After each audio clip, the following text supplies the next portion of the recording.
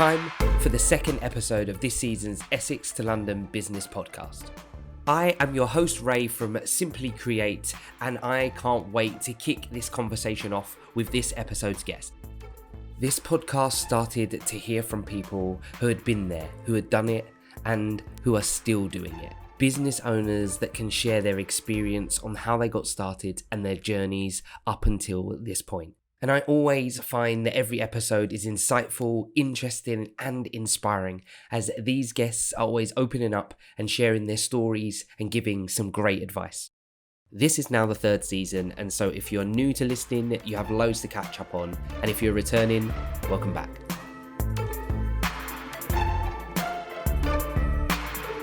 So I'm really excited to introduce to you our guest, Clive Maxheath. I've known Clive for over 15 years, initially from our younger footballing days, but more recently, he was definitely someone who encouraged me to push on with Simply Create.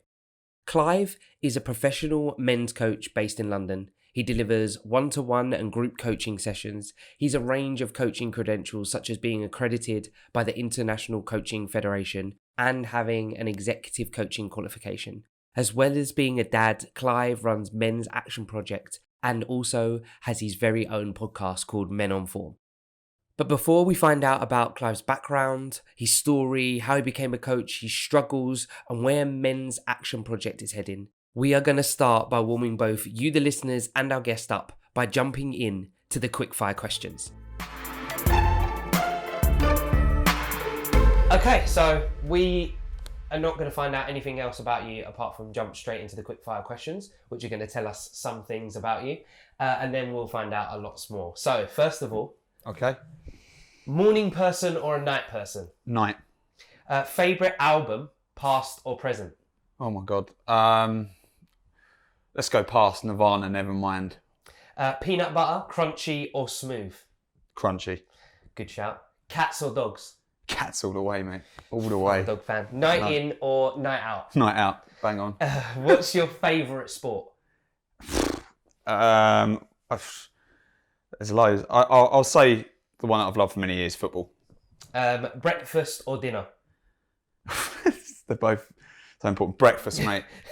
Walk, cycle or drive? Walk, definitely. Work out at home or in a gym? In the gym. Tea or coffee? Coffee in the morning. Tea in the afternoon. Yeah. That's a compliment. Coffee. Mac or PC? Mac. Music while you work or silence? Music while I work. If you could have one superpower, what would it be? This is one of my favourite questions, this one. One superpower. I would like, teleport. That's a great one, yeah? You don't have to do that walking that you like so much. No. Yeah, I'd probably get quite fat and overweight, but yeah. What is your least favourite chore? Least favourite? Least favourite? Clearing out the nappy bin. Yeah, that can't be great. I don't have to experience that, so that's fine. One thing you would definitely take to a desert island? Definitely take a DVD of Top Gun. No DVD player, just to hold the cake. Just to hold it and look at it. Are Jaffa cakes a biscuit or a cake? A biscuit, mate. Okay. And the last question, which is back to you, is do you have an either or type question like that I should ask future guests that come onto this podcast? Yes. Overdress or underdress? Ooh, that is a good one. Oh. I know what you're going to be. Overdress or underdress, right? Hey, it's the other way around. Overdressed or underdressed? Overdressed. Would you have said that? Would you really have said that? Of course I've said that. Okay, so people know nothing about you that are listening. They now know that you like Mac and you're a cats guy and stuff like that, but they don't know anything about you, what you do, what you're up to. Okay. So tell the people that are listening about yourself, hobbies, who you are. Just paint a picture for everyone so they can get a real understanding of you. Okay, well, let's start my work. My name's Clive Maxheath and I'm a professional men's coach. And I work with guys who are at two levels, either underwhelmed or overwhelmed, and who are looking to kind of realign and rebalance. So I'm focused on helping guys do the work they truly want to do, have relationships that nourish them, and that have health, both mental and physical health, that's quality. So yeah, there's a big balance piece to my work, and so that's my business. In terms of what I'm about, obviously I'm a coach, so I'm all about life coaching. But my other two passions are very much sport and comedy. So I am a Spurs fan. I have been for my whole life, but I'm a Charlton supporter. That's where I go to watch my football. Love a bit of UFC. Love a bit of NFL. I'm a Steelers fan. I've got relatives in Steelers that live in Pittsburgh, and never grew out of wrestling. Still love a bit of WWE. Guilty pleasure. Yeah. Guilty pleasure. Favorite wrestler? No. Hitman Hart from back in the day. Old school, love it. Yeah, The Rock, more recent, but and then comedy. I do like a bit of stand-up comedy, so that's my probably favourite night out to go and watch something. Nice. Other things, I'm also recently a dad, so I've got a 1-year-old, and I do at the moment spend a proportion of my time as a stay-at-home dad. So that is a huge part of my life at the moment. I would say congratulations, but I do know you and knew when Jack was born, so congratulations. It's very belated. Very related, but, so obviously I've known you and I know some of your backstory already. We've known each other for many years through football, ironically. So you talked about your stand-up, loving stand-up, and you also talked about other sports. So give people the little story about you and stand-up and you and other sports. I know a couple of them, so I can always prompt you, but your passion for stand-up and actually taking part in it. Yes, I did a course a while back with an organisation called the Comedy School. Okay.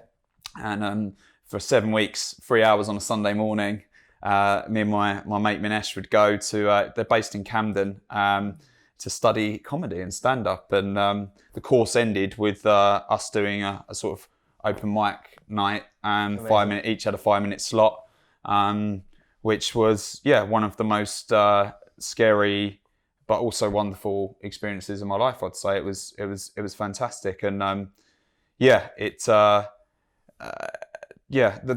reason I love comedy and love stand-up so much is things get just like stuff that's in the shadow or stuff that people won't talk about. It's like comedy is just offers an opportunity and a space for that to happen, and there's something very magical that happens in that space if you go and watch a good stand-up. That sort of the combination of the people and that moment, that kind of couple of hours in that room is for me a very special experience, and it's something I haven't been going that much recently, but I did go on Friday to see a couple of acts, and it's definitely something I enjoy. And also tell them a little bit about your past sporting experiences. Because I'm obviously leading you down somewhere, but go for it. Tell them. So my background when I was a kid, just playing football, school into university. I played for university team. Obviously played for a very high caliber 5-a-side team at Power League. Very high. Power League at Fairlop. That's it. But I actually ended up with a knee injury. I also played quite a lot of racket sports and really hit it hard. And I actually injured my knee. And I had knee surgery, and my knee used to ache quite a lot after playing. So I was looking to getting into other things, and I've always had an interest in boxing. And so for about 3 years, I did some boxing training and had a fight, one and done, one fight. That's it. So that was it. 1-0. 1-0, mate. That's it.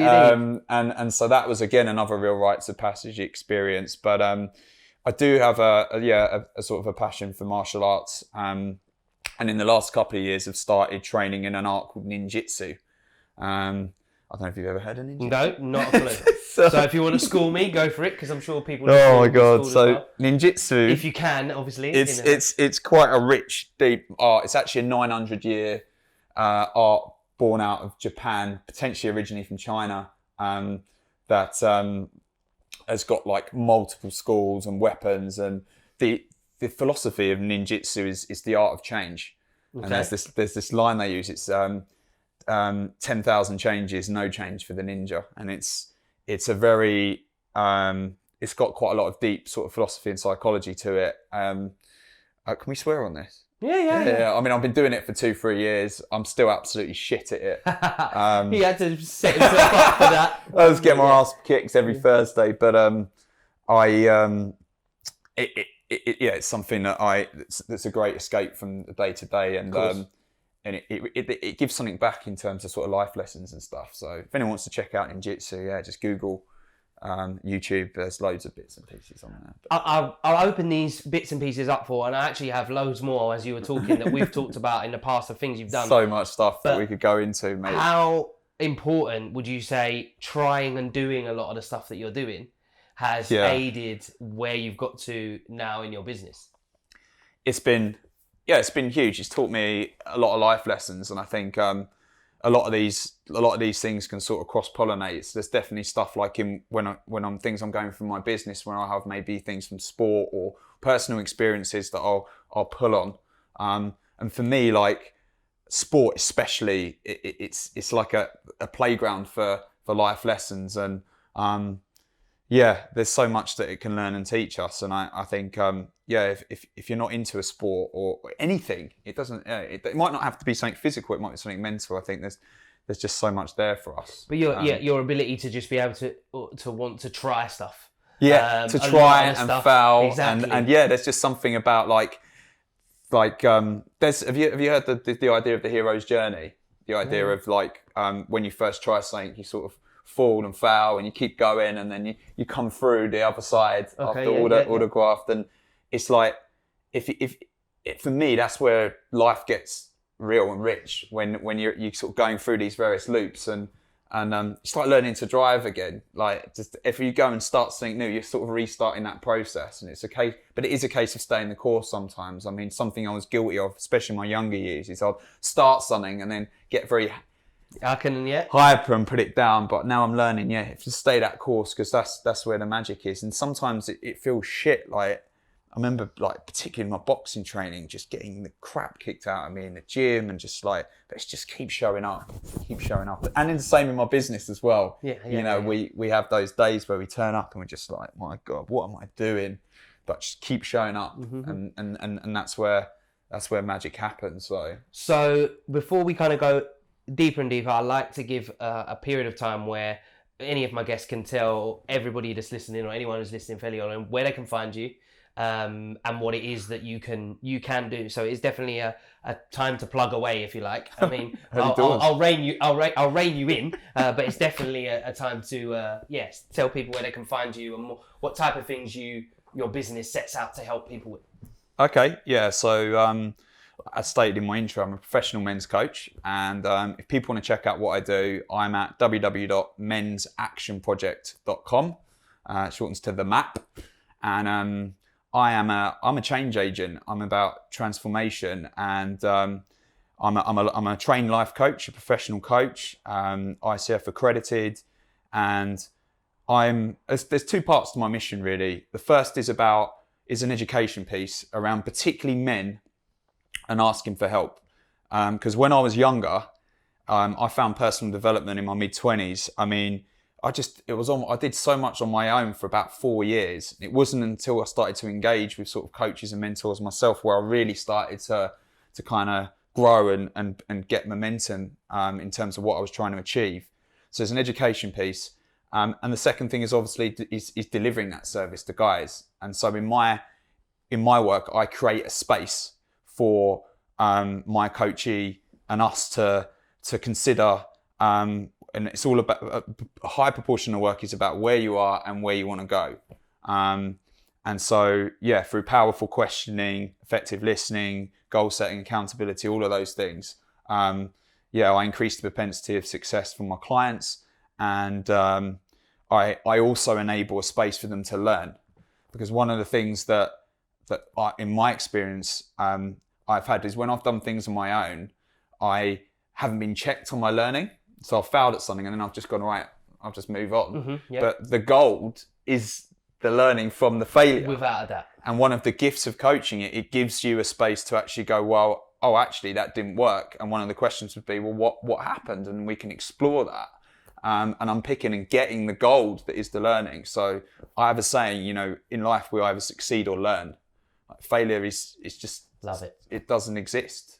Yeah, The failure is not learning, is not harvesting the learning. Agreed. And I've done that on many occasions. So if I can check myself, it's like, well, what have I learned here? And then not to keep doing the same things again. Yeah, definitely. I say that a lot with kind of Simply Creating, where we are always trying to do things, and when we fail is actually the good bit to go again. Is actually the bit isn't in there. It's learning what trying and failing 1,000 times, but you learn 1,000 ways not to do something, which is still the learning, right? So, and I don't set out to fail. Like, I like to win. I like to succeed and go for it. But I mean, it is that process of like reviewing what happens and then going again, and then you might fail again, and then you learn again, and then so it's, and through these sorts of things, like mediums, like whether it's stand-up comedy or sport or martial arts, it's like a constant learning. Yeah. And every time I think, I've got this licked, like that's when life will just hit you in the face and go, no, get back down. Yeah, definitely. And you have to get up. Here I am again. You have to go again. Here I am again. Like, and then the amount of times that has happened again. But so I'll get back up. People that are listening how you got into coaching. So that trigger point, what was it? What happened? Okay. Where were you? How did it come about? Was it an overnight thing? Was it a ding moment? Was it it was progression? How did it come about? There's a few stages, but there's two main sort of pivotal moments really where things shifted. And the first was in my mid-20s, and up until that point, I was pretty happy-go-lucky, kind of just ticking along. Got okay grades, went to university, studied, did okay, got a quote-unquote decent job, whatever that is, and then I was just floating along, and I was at that age, I felt that I had the rest of my life was just ahead of me, so I wasn't too worried. And then there's something very good in that at that time. But basically, what happened at that point is my younger sister was diagnosed with a quite serious form of ovarian cancer, and it absolutely, I mean, she's okay today. She's had sort of full remission, has recovered. She's paid a price, but she's doing okay. But at that time in my life, it absolutely like rocked me to the bone. Like, I was just barely walking the earth for sort of 6 months. Turn your world upside down. I couldn't enjoy anything. I'd cry myself to sleep at night. I don't know. It just really, I have a very close relationship with my sister, and she's my younger sister. And it got me in touch with ideas around mortality. Okay. And this idea, like, tomorrow's not guaranteed. Like, it's happening all the time. Like, whether it's, Kobe Bryant recently, like, it's just stuff like all this. You just never know. And the chances are that we will live to, a reasonable age, but we might not. And so, bearing that in mind, that's when I started to really look out, like, started to search and explore. And I found a book on goal setting, and started to sort of get curious about that. And then I read a book called The 7 Habits of Effective People. And that was a complete, and I take time reading a book, and I smashed that in about 2 days. And that really changed the course. So that's when I started really getting into personal development and doing a lot of work on myself, on my own. I used to journal, I still journal a lot, but that was my data, because I'm an analyst. I've got an analytical background, and I started to really put things together and just started to hammer things. I mean, in that period, I ran a marathon, did some stand-up comedy, had a goal of traveling around the world for a year and saved up and did that. Got promoted at work, like just having that, and so that was the first stage, doing a lot on my own. And the second stage was actually returning from travel. I travelled for a year. I was like Peter Pan for a year. It was magical. But I came back, and I was back on the 9 to 5, sort of in front of the computer on the Excel spreadsheet. Return to the world, the real world. Not never ever lamb. That's for sure. No, I wasn't Peter Pan anymore. That was sure shot down, like, and I really struggled, and my traditional support network, my friends and family were still very much there, but they weren't able to really provide what I needed and I totally get it. I mean, they didn't want to hear me saying I was feeling a bit depressed because I wasn't traveling anymore. They didn't want to hear about my travel. Yeah. A lot of them were buying their flats at the time, and I'd sort of blown my whole deposit on this trip. But I definitely need some support. I wasn't in any kind of real trouble because I did have good support, but I was certainly low. I was very low. It was autumn, I think it's 2009, 10, and that's when I found men's groups as a service, and I started to go to men's groups. And I don't know if your listeners know what a men's group is. No, definitely tell them. It's essentially like it's what it says on the tin. It's a group of guys sitting together with some rules just around confidentiality and openness and just speaking their truth. And I like to see it as a bit of a soft form of counselling, but there's something very special when a group of guys sit together in this way. And it actually arcs back to who we are biologically in terms of, back in the day, the village, men used to go out and hunt together, and and that's why, for example, and you might have experienced this with your sports teams, there's something that happens with you as a group of guys. Definitely. And it's the same with women as well. Like a group of women get together and there's that kind of synchronicity. And that was, back in the day, that was the women in the village and caring for the children and managing everything there. But they could go out and kick ass when they had to as well. Course, and these days, it's a lot more, as I say, like the roles are a lot more intertwined, which is that's challenging and awesome as well. But I digress. So I was being seen for the first time. So I was getting real feedback from guys who were seeing me as I was there. Mm-hmm. And so that then gave me the support I needed and the feedback I needed to then start progressing. And that's when I found men's work. And then my personal development studies have continued to a point when I discovered coaching. And once I discovered coaching as an actual, that people are actually doing this for work, that was it. Like I couldn't imagine doing anything else. So I've basically been focusing on growing my coaching ever since. But it's been a very slow and steady process for me. At that time, I was very invested in my career as an analyst in the public sector, mm-hmm. and I had a lot. So it took me time to kind of slowly sort of peel away from that. And then my initial shift was about 3 years ago. I dropped a day in my public sector work and started to really grow my business. And because I started off evenings and weekends, and been coaching guys ever since. So yeah, it's been sort of been working with guys in groups one-to-one for about 8 years now. But a lot happened since then. Invested in training and, as I say, got credited by the ICF and just learning sort of. Yeah, it's been a slow and steady. I'm like a tortoise, No, obviously there's loads of... there's loads there, but yeah, that's about it. Yeah, just a couple of things. So that's the last 13 years of my life, but yeah, it's been rich. Yeah, there's a good... But the good thing about this is that we get to experience your journey up until this point in all the things that are contributing to where you are now. And that's basically where I'm leading to is what point do you feel like your business is at now? Okay. And how is it progressed from that initial, I'm going to go into this, to where you are now? Yeah, so where I'm at now is essentially last year I left the public sector organisation I was working for, so I'm no longer an analyst at all. And I actually, for a period, was a stay-at-home dad 4 days a week because my son Jack was born end of 2018. So I took over there, and that's been a whole journey in itself, and I've learned and grown a lot from that.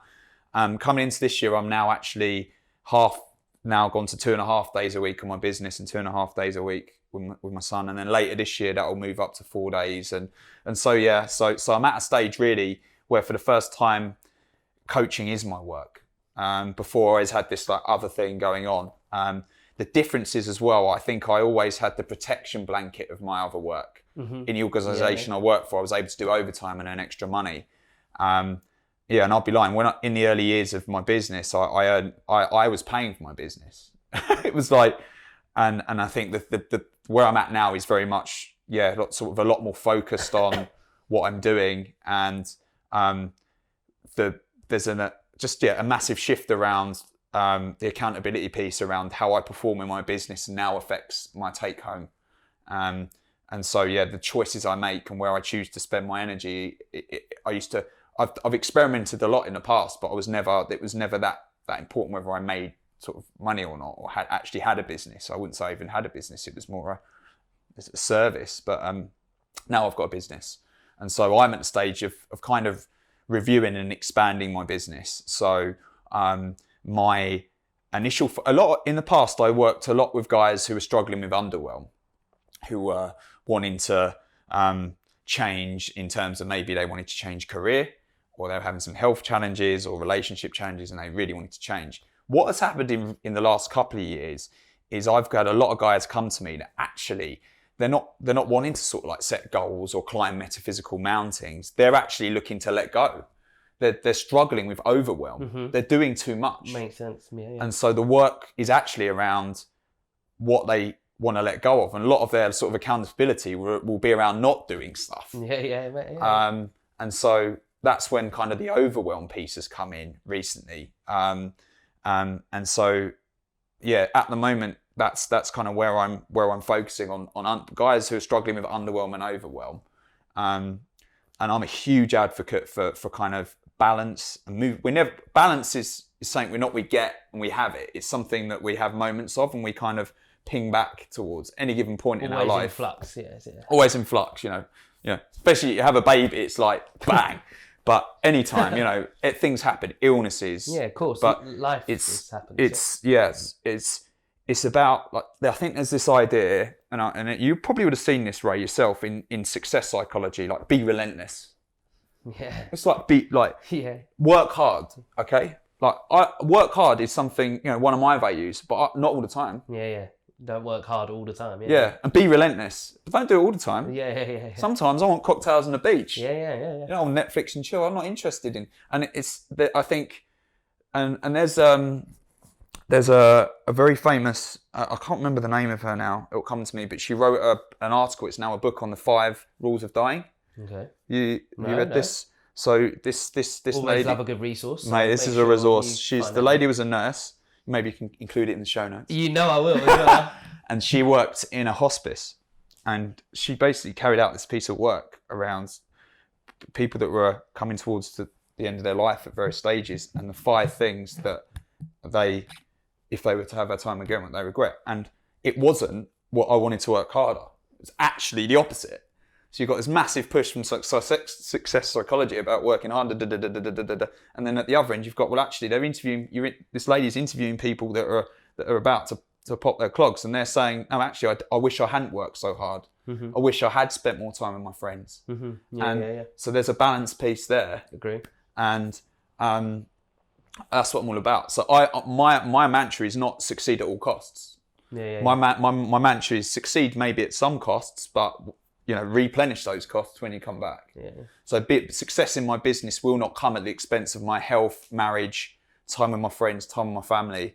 Otherwise, it's almost like I don't have a business. Yeah. No, definitely. And again, that's the balance, isn't it? If you just let one outweigh the other, you're not going to have much of the other. And so you need to keep that in as balanced as you can. But sometimes you understand it's going to be unbalanced for a period of time, but it's about refinding that. And I definitely get that. And I get that more having gone through my own personal journeys of whatever, is that actually, don't have to always be hard on yourself. Don't have to be 100 miles an hour all the time, all that kind of stuff. So I'm going to say at this point, if it gets loud, we've got Storm Ciara outside. Just on the way out. It's going all on its way out. So. The episode isn't quite finished yet, but I want to take this opportunity to thank you for listening. Please do head over and check out the guest social media pages and websites. And of course, we'd love it if you would support this podcast by giving it a rate and review, or if you're checking this out on YouTube, subscribing. And if you would like to get involved in the online conversation, you can use the hashtag E2LBusiness. Let's get back to the conversation, and don't forget to stick around to the end when Clive gets to get his own back and ask me any question about anything he wishes.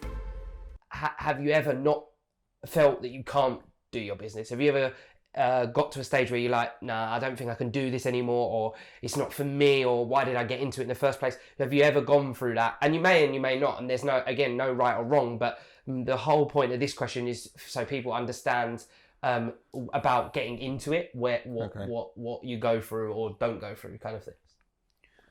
So sorry, let me be clear. The question is about so what I wish I hadn't got into? Like for coaching wise, for your coaching business, have you ever doubted going into that industry, or doubted that you can do it, or doubted that you shouldn't have, actually, why did I start this in the first place? I'd say, in terms of the whole piece, no. Like, coaching is almost like my calling. Mm-hmm. There's almost like I would be doing this if I was doing it for free on a Sunday. Mm-hmm. It's my vocation. I will now be, and I think I had this piece a few years ago.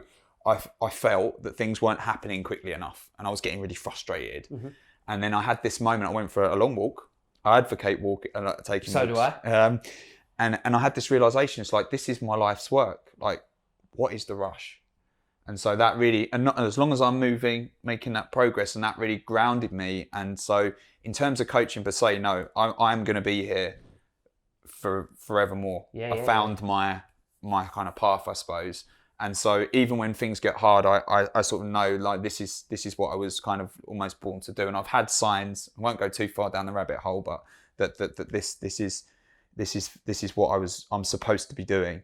But there have been elements of things in my business where I think, God, I wish I hadn't done that, or I wish that I wouldn't have spent so much time. And I think particularly earlier on, and I'm sure you'll resonate with this, Ray, I think I tried to do too much. I tried to be everywhere all the time. And I realise now it is so much better to be consistent in one place than to be spread all around the others. And I mean, that's not only my coaching, in my life, when I was doing all that goal setting and going mad on personal development, I mean, I wasn't checked in. I was everywhere, mate. I was in the clubs, and then I was hitting the gym, and I was at work, and it was just ridiculous. And I would crash and burn and come back up. So yeah, I think that's it. Going for something that you love, or you find you have purpose in, or your calling, I think makes a big difference when it's going to be your business. Because like I said, like you said, you reframe. Actually, it's a long-term goal and a long-term journey. It hasn't got to happen in 2 minutes. No. It's going to happen over time. And because I know now I'm going to work on this, I'm always going to be a part of this world. Yes. So you haven't got to rush. Whereas people that are getting into business to make the money, so if they don't find the thing they love, can often go down that route of why hasn't it happened quick enough, and stress themselves out because they're not actually doing it for what they want to do. They're doing it because they want a certain lifestyle. Exactly, and there's nothing wrong with that either. No, there's nothing wrong. And I think maybe further down the line, I think I might well develop a strand in my business that is about making money. It's a business. Exactly, it is a business, so it has to make money. I say about making money, but purely about making money. And sometimes also, like, because I'm so invested in my work, I have found sometimes where I've been, and I've had this discussion as recently as this week with my wife around boundaries, because recently, obviously, where I've had more time for my business, I could just work all the time, and it's constant, and it's not healthy because it's stopping me being present with her or having time for myself or with my son. So yeah, there's kind of a dark side to it as well. I think particularly in this type of work, like, I'm not selling t-shirts. I'm sure there's someone who's passionate and purposeful about t-shirts and selling t-shirts, but in this type of work, I work with people, and I work in the training I've done, and a proportion of people who go through transformation. It's a very personal type of work, and I'm a believer. If you're not in life coaching for the work and for the people, then you shouldn't be in it. Yeah. I'm sorry. Because you are working with people, you're working with things that are potentially sensitive, or people are opening their hearts to you and what's going on. And if you're in there just to make a few quid, selling them short. You are selling them short, and I'll name this. My industry has a dark side. I mean, the coaching itself is an unregulated industry. And so anyone can get in, and there are people that have done a little bit of coaching and spend their whole time on marketing and sales. And I've seen some of these guys. They look amazing on the Facebook ads, but they're coaching shit.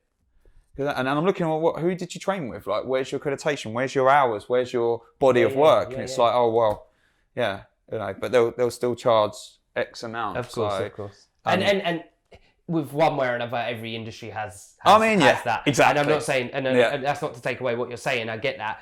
Every industry has that, and that's for everybody to work out and do their research and have a look into. Do it. Do your due diligence. Everyone. Exactly. Do your due diligence. But I mean, the fact that offends me, it makes me viscerously angry, is because I care about my work. I agree. And the same, I'm sure, with you guys. Definitely, I get so wound up. But you also, there is also a cycle in there. You hope it doesn't put people off forever. That's what you hope. Yeah. But then you also hope that they find it out for themselves. And when they do, they then reassess how they approached their sourcing of whoever they were looking for in that space, whether it be, coaching or, an accountant or wherever it might be. So I think you talked about kind of being as a coach, getting people to kind of open up and it being a personal thing. This is quite a personal question. So again, choose to answer it if not, but is there something you could tell people right now that in your business, working on it, that you're finding yourself struggling with? Yes. Yeah, quite a few things. And the reason I asked this question... Because I'm learning. Is so that people can, obviously, if they're okay with it, put it out there, but also there might be someone that listens struggling with the same thing. I mean, the big thing, and it always comes back, how do you get clients?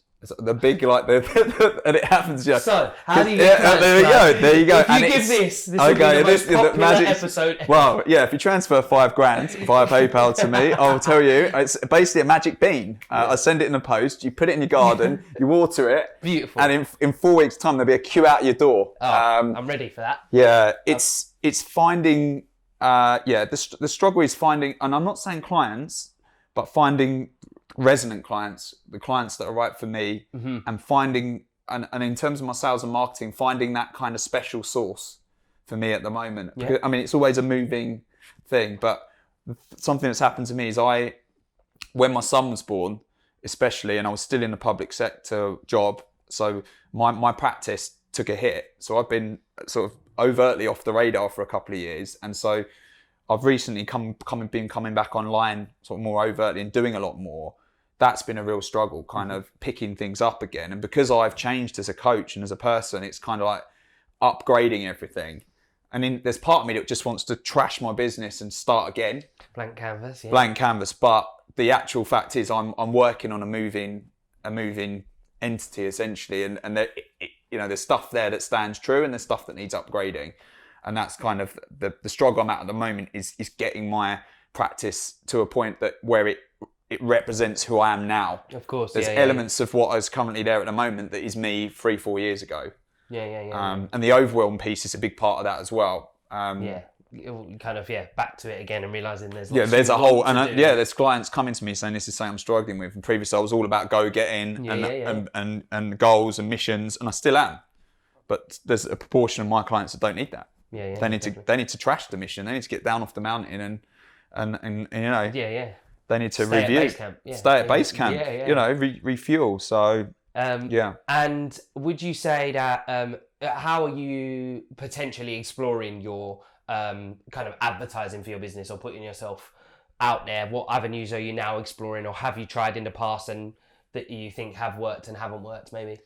So in the past I am a huge advocate for it's a social network service, but it is for groups, and it's called Meetup.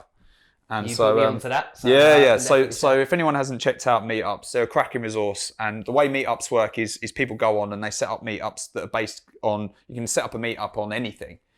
And they're where people meet, primarily offline, but also online, for various passions and things. So what I love about Meetup is I've got a few Meetups. I've got the Greenwich Wellbeing Meetup, which is more a generic one about wellbeing, and I co-run that. So people who are in and around the Greenwich area will come and meet me there. And then I've got the GMT, the Greenwich Men's Time Meetup, and that's about men and personal development. And so the way that works is if you've got like a certain type of person you're wanting to attract with your business, if you create a meetup that represents that, then people will come and join you, and then you've got an ability to host an event or meet and connect with people. Definitely. And I love getting out and meeting people in person. online coaching, I do that. It's got its place, but can't beat in-person coaching. And I think, Meetup's been a great resource. And I think I love the way that you're using an online digital resource to promote face-to-face. Yeah. And I think that's a lot of what can go by the wayside. We're in such a digital era, which is great. Yeah. But at the same time, we shouldn't lose that human-to-human FaceTime connection, because that's not the FaceTime, the app, FaceTime, to actually talk to people, body language, intonation, all that kind of stuff that you get from being with someone and talking to them. Exactly. And I mean, that's where a good amount of my clients have come from, because they've met me at the meetups. They've built trust. I've been able to educate them around certain things, and then they've become clients. So Meetup's been a good one for me. And at the moment, I mean, I talked to you about it before we came on. There's an app that I'm trialing called bark.com. And we're not sponsored by We're not sponsored by bark.com or something. but I don't know. I wish they can sponsor us if they want. I'm still learning. Yeah, they can sponsor us. Again, $5,000 via my PayPal account. I'll send you the details. Bark. But that's a cool. There's a few of these, not just Bark as a business model, but the way it works, it's an application that people go on from a customer end. They put in what they're looking for service wise, including location, and whether that's coaching, counselling, marketing, anything really, and then those leads obviously get gathered by the company, and then at a business end you buy a certain number of credits. You can see all the leads, so you can run like a filter, a search on there, but then in order to obtain the customer's phone number and email, you then use credits to then pay for the details. But the good thing is you can actually then go on and sort of hand pick leads that best match your business. Of course. And so then when you come to pitch them, you're pitching from a position of strength, because you know that they're at least a half decent match. You're not getting 1,000 people that have an inkling of what might want it. You're getting some really targeted people. You're getting warm. Yeah, you're pitching a warm lead who's looking for your service. And so I've only really started with that, but it's starting to bear fruit, and it's something I'm going to continue with into this year. I've got a bit of a kind of U-turny question, or going back question, which is just if anybody out there is listening to this and wants to get into coaching, right? And you've talked about coaching properly and not necessarily being a bit of a cowboy in some ways. What advice would you give them for starting out? They're their blank canvas. They don't know, but they know they want to help people, they want to coach people, and they want to do certain things. Where would you say they should start? What should they, maybe some books to read? What advice could you give them if they're into it? First things first, get a coach. Great, yeah. Okay, get a coach. And if you're looking... You've got a coach, right? I've got a coach. I've had a coach for eight years, and will always have a coach. Who am I to promote coaching? The thing but I don't go to my coach all the time, because one thing I am an advocate for is there's a time for coaching, there's a time for counselling, and there's a time for cocktails on the beach. Yep. Sometimes there's all of life. So, and I think one of the mistakes I made early on is I just went hard on the coaching route, and I've now recognised there's a time and a place. But get a coach. Yeah. And if you're looking to qualify your coach, make sure that they are either part of or trained by an organisation, either the ICF, the International Coaching Federation, EMCC, the European Mentoring and Coaching Council, or the AC, they're the UK, the Association of Coaching. Those three, if the coach that you get has been accredited or completed training that's underpinned by one of those three, you're going to get someone who knows a solid foundation and grounding. Solid foundation. You can actually go online. You can go on the ICF website, for example. They've got a directory there where you can search for ICF accredited coaches, and then the Life Coach directory. That is a directory that to be on that directory, you have to demonstrate that you're trained by an accredited school and you're insured. So that's a great place as well. www.lifecoachdirectory.com. If you get a coach from there, that is number one. Okay, you got two more? Oh, okay, let's do two more. Just to make it like a top three. So get a coach. Okay. I'm putting him on the spot here. He'd gone with a solid one. Gone for a solid one. And then I was like, you got any more? If you haven't got any more, that's fine. Okay. Yeah, I'll give you a few more. Yeah.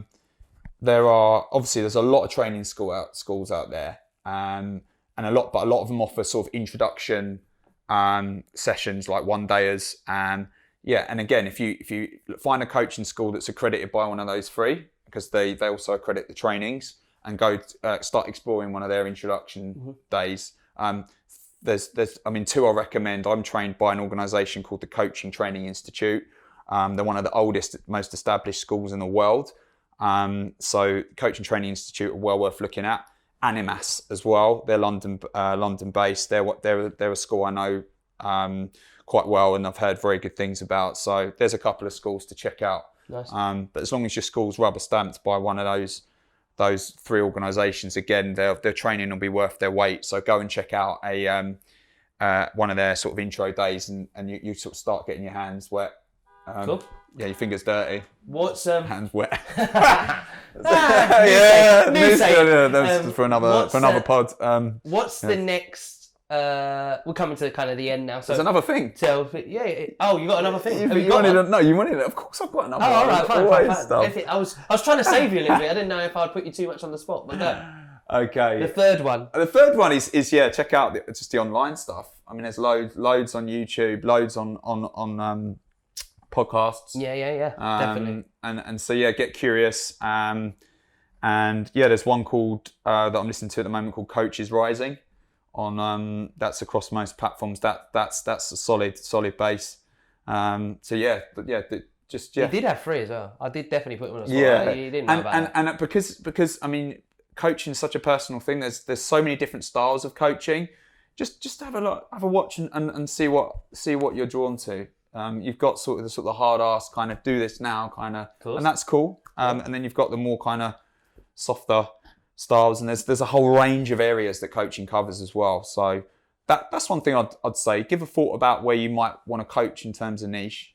Yeah. Don't let that stop you from exploring. But Cool. I think they're great. I didn't expect you to pull the four out just because I was like... That's all right. I mean, the third one's quite generic. No. That's great. For anybody starting, I think that gives you a great foundation is, get a coach, check it out on online through the accredited boards, go and do some taster days and look up online. I mean, you can do any of those in any order. And there's meetups. Exactly. Yeah, there's London Coaching Meetup. There's there. Yeah, great. It's a good one. So what's the plan for MAP going forward? Where do you see maybe yourself? The question that everyone kind of asks, but what are you working towards is probably a better way of putting it. How do you see the next 2 years going for yourself? So when I first started MAP, I started working with groups. But for the last 3 years, and to underpin my training, I've been focusing on one-to-one work. So looking in the future, later this year, beginning of next year, I want to start working with groups of guys again, because I think there's a real place. Some guys work better in a group environment and want that support. Some guys want the more kind of personal sort of one-to-one environment. So that's one of the evolutions, is to come back online with group coaching and men's group coaching and have that alongside my one-to-one coaching service. I want to expand my portfolio. At the moment, I work with 2 coaching products. I work with my 12-week program. I've been doing that for 3.5 years now, continually fine-tuning. And then recently I've come online with a one-off coaching session, which is 90 minutes and then a 15-minute check-in 2 weeks after. I'm keen to expand that product base. I'd like to come online with some kind of online product. Maybe it might be an ebook or some kind of course online, another entry point for me. And then I'd also like to have a one day or maybe a weekend once every, it'd be maybe 6 months a year, like an immersion weekend where I take a group of guys away out somewhere in nature somewhere to really reflect and do some really deep good work. The next thing is, and this is just started, is me and another coach who I work with, do bits with, Michael Hilton. We've got a podcast called The Men on Form. You have? There's 40 episodes in the bank. So if people want to check out, Definitely check it out. One of those episodes is what is coaching. So you can go and listen to that if you want to find out more. But we're coming back online with a new season of Men on Form, kicking off in exciting. Yeah, I don't know when this will come out, but it's in the end of March. And so getting a podcast back online, and expanding my services, and continuing to sort of learn and grow, and just keep on with the work. It's a bit of a sort of ready, fire, aim approach as well. So it's been like those. That's the kind of rough plan. But then obviously, as stuff comes online, we'll see where that takes me. Yeah, no. So, It's good. I think obviously the difference between you and most other guests that I've had on is that I know you and we we'll know each touch other base very and I'll well, see yeah. kind of how that's going and progressing. I've seen already how it's progressed from what you've done with your podcast and with your coaching before. Been to a couple of your coaching sessions even. Yeah, you came early days. Yeah, you came so to a few of some of the group sessions. You're on the throne of accountability a few times. That is true. That is Getting true. your butt kicked. That's cool. Yeah, so I would obviously follow that, but obviously I'm hoping that people that are listening to this, if they're interested, will definitely hit you up and follow that journey and get involved. Ask you any questions. That's the whole reason it's there. That if they're into it or they're looking for that service, that someone says hello and starts that conversation with you. So that's what I'm really hoping for any of these podcasts, is that someone takes note and just helps someone along the way, as well as maybe helping you. Yeah. So the last question is the question that you have for me. So every guest, after I've put them under the cosh a bit, I always give them the chance to ask me one question and get their own back a little bit that I don't know anything about, and it can be about anything you want. So yeah, do you have a question you would like to ask me? Okay. And yeah. Okay, I'm going to ask you a coaching question. Of course. Here we go. This might be another hour long now, because I might be. Go for it. Where do you want Simply Create to be in 5 years' time? So we're sitting here 5 years' time. That is a good question. Just that little one to chew over. 5 years is Okay, our bottom line: 3 things. 3 things. 3 things. 5 years' time. 5 years. Go. I want a team of 10 plus. Number one. That is the definite going to happen. It needs to happen. That will be a good symbol for me for growth. In terms of getting people on board and helping with the services that we do and can help. So that will definitely be one. The second one would be to have an array, I suppose, because I'm working on one at the moment, but a couple of online products and services that, again, you talked about it as well, about entry points, and really wanting to helping customers at the first possible level that I can, and being able to give them that product and service and of quality that I want to at that level. So that would probably be 2. And the third one, I would say, and I don't know what this is, but something I would really love to do is to get some kind of accreditation / award within the sector of creativity. Now, there's a lot of the things I do are for bigger purposes. I do a lot of things on the go, but they're actually for a bigger goal. So a lot of it is to do with research and wanting to understand creativity at a different level to what is just kind of people touch and get onto on the surface level. So it'd be to kind of release a study or be part of a bigger project or documentary or that can go on and maybe be, I'll say accredited or looked at in positive light as a good foundation of a study that a small business has done. 5 years, I think it's doable. Okay. Cool. I look forward to. I look forward to holding you accountable and checking in with you on that. I'll be here 5 years' time. You'll get a knock from me. I'll come strolling in. That'll be the next podcast episode. That'll be the next pod. Yeah. I'll be interviewed by one of your 10 people. I'd imagine you'll be too busy.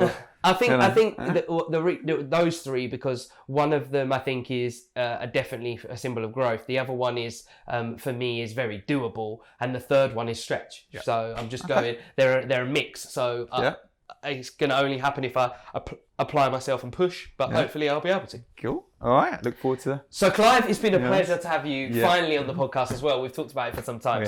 Thank you very much for your time. I always appreciate any time that my guests give me. The knowledge you've given and hopefully to the listeners that are going to get that knowledge. So thank you for that. And is there anything you want to leave anyone with, or are you just signing off?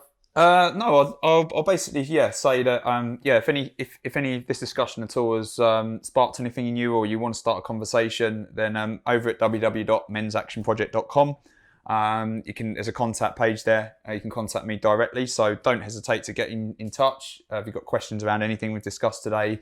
The other thing is, if you want to have an experience of coaching with me, as part of my service, I offer a try before you invest complimentary 45-minute coaching session. So yeah, if you fancy getting on a call, or if we can meet in person, that'd be cool as well. If you go to my website again, click on the one-to-one packages section of the website. On there's details of the 45-minute complimentary session. If you hit book a session with me, that will take you to a scheduling page, and you can schedule a session with me there. So that's an offer there if guys want to check that out. Definitely check it out. I don't see if this has resonated with you and all the things you've said. I really don't see why people wouldn't just try and drop you a question and ask you, get that conversation rolling anyway. That's cool. Yeah, I mean, there's all the other touch points as well. I'm on social media, Men on Form podcast, all that stuff. But yeah, in terms of direct contact and getting an experience of coaching, that's the place to go. Clive, until next time, thank you very much, mate. Thank you, brother. Look after yourself. Yeah, you too. Cheers, mate. Thank you for listening to the podcast. We hope you enjoyed it. And of course, we would love your support by subscribing. Don't forget to reach out to us at Simply Create using the hashtag E2LBusiness. And of course, if you are a business owner based in Essex or London, or know someone who is and would make a great guest, then get in touch. And we'll be back with another episode soon.